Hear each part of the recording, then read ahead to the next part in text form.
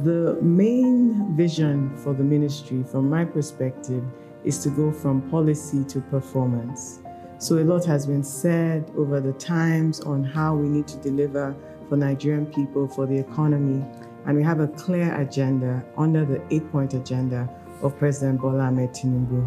So on item 7 of that 8-point agenda would be diversification, accelerating diversification, job creation, enabling industrialization, digitization. So that's where we come in. And I have 3 clear agenda points that I've been working on over the last 5 months. The first will be investment mobilization, and that has to do with investment retention. So investment retention, as I always say, the businesses operating in the Nigerian economy are the best advertisement for foreign direct investment. So we focus on regulatory challenges, legislative interventions, and just general stakeholder engagement and communication. We've done that quite well to build trust and to make sure that they're comfortable and they can flourish in the Nigerian business environment. In that wise, focusing on foreign direct investment leads us to a lot of engagement with diplomats working in the country, with economic attachés to Nigeria. The next would be trade policy. I'm sure you can't wait to jump into that. I can't wait. Yes, but that has been a priority for us, and so we're able to respond and not react to the headwinds that have been coming in the last few days. So we've focused very much on how to reprioritize and operationalize Nigeria's trade policy agenda. As the president had asked that we do that work specifically. So G2G, again, we're working on several investment and trade promotion agreements. For instance, we're working with UAE, the Australian ambassador just left here, the Australian High Commissioner just left here a few moments ago, various countries. And so what this means is that when he says that Nigeria is open for business, we actually mean it. So it is the trade policy that underpins the G2G agreements. And with our trade policy, one of the most important things that Nigeria is doing is prioritizing the operationalization of the African Continental Free Trade Area. Yeah, so the AfCFTA is something that has been operational for 5 years, and Nigeria has been moving, but now we're at an inflection point at the 5-year mark. Each country has to reassess. For a number of months now, we've been plotting and strategizing on our export drive. We've been working on market access across Africa for our exporters in the non-oil space and also to different markets in the Middle East, in China, in India, in Brazil, in the EU, several countries, including the United States, which will also have close strategic ties. And I'm coming back to that. I know you are. That's why we're coming back to that. So that gives us a robust portfolio working on. So for exports, we'll also prioritize reforming our free trade zones and what that means.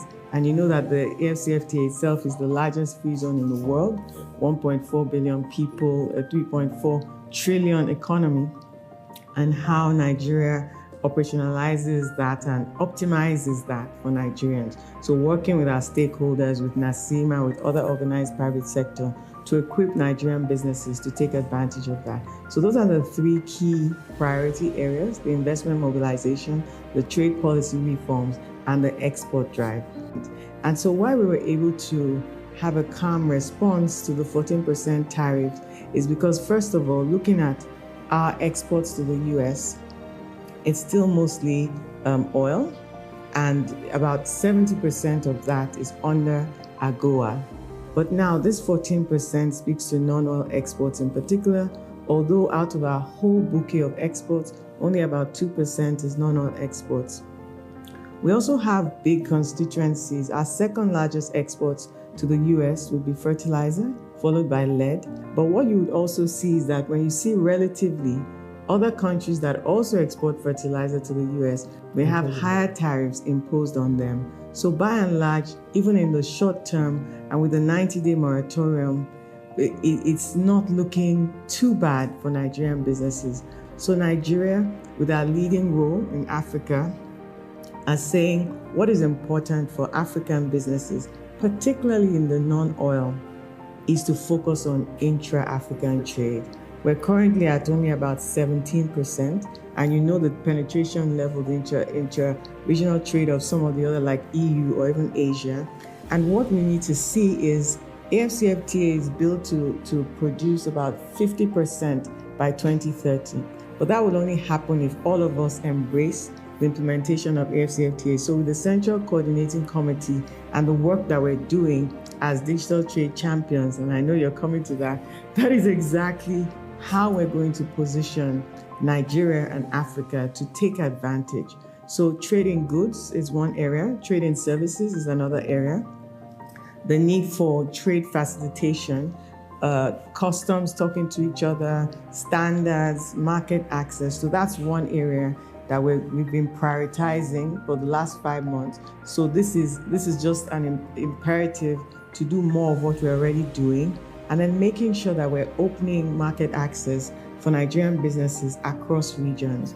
We also have on our priority list minerals. You know, Nigeria has about 700 billion worth of minerals, solid minerals, about 44 of them in commercial quantities. And those are our mineral reserves. So other sectors that continue to generate a lot of interest will be agribusiness. There's a lot of opportunity for businesses, for investors, Nigerians and foreign investors to key into. Every challenge is pretty much an opportunity for investments to make money. I always make the point that there's a lot of money to be made in Nigeria. For instance, with agriculture, arable land, with infrastructure, you can imagine road, rail, waterways, so many opportunities, and you will have social impact, whatever you do. So anybody who is interested in social impact, there's no better place. And if you're interested in sustainability, every opportunity